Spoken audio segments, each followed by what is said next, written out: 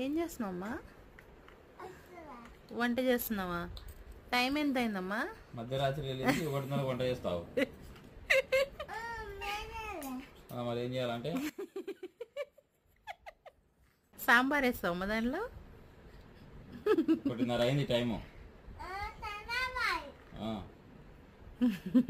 Arya, time ఎంత అయింది? Time ఎంత అయింది? పడుకోవా? పడుకోవా? ఆడుకుంటావా? ఇప్పుడు ఆడుకోవడం ఇద్దరు. అమ్మ నీ వంట అయిపోయిందా జున్ను? బియ్యం పెట్టిందండి ఇప్పుడు. ఇడ్లీ పెట్టినా సరే. ఇడ్లీ పెట్టిందట. ఏం కూర చేస్తున్నావు జున్ను? ఇడ్లీలు చేస్తున్నావా?